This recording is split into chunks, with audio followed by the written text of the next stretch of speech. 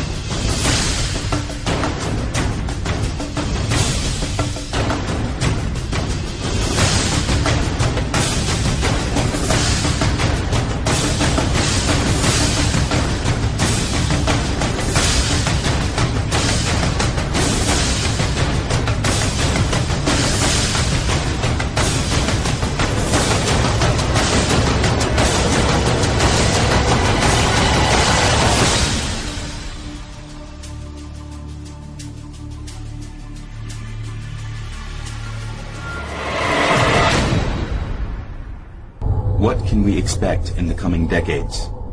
The prospects of technology appeal to people's deepest fears as well as to their highest hopes. A rational debate about the future seems no longer possible. In fact, such discussion, by definition, is beyond our human capacities. Aren't we still too human to be prepared for becoming transhuman?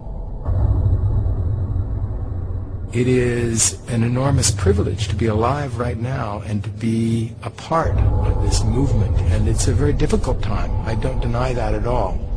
I look at it more as a birth pain. That here is this change that's occurring and we're coming down the birth canal and there's blood around and it's a difficult process. But it's a birth that is occurring. It's not a death. And I think that when future humans look back on this era from several hundred years in the future, they will not remember this time as one when we squandered the resources of the planet, when we destroyed our planet essentially. They'll look at this as an extraordinary moment in time when we developed the basic technologies, the basis for their societies. We developed genetic engineering, the ability to basically rework our own genetic blueprint, which is something unprecedented. It's never happened in 3.5 billion years of history. We began to move out into space. For 3.5 billion years, life, all of life, has been constrained to this thin film on the surface of the planet. And now, quite suddenly, in just an instant in time, we're moving out towards the universe. And the third thing that has occurred in our era is artificial intelligence, computers. Suddenly, non-living material is beginning to achieve a level of complexity that rivals that of life itself. So these are three things that are absolutely unprecedented in the history of life, and they're occurring now. And is it any surprise that this is something that is jarring and shaking up the environment and causing extinctions? This is going to provide the basis not just for the next 100 years, but for thousands of years, tens of thousands, if not millions of years. And I see a long future stretching out ahead.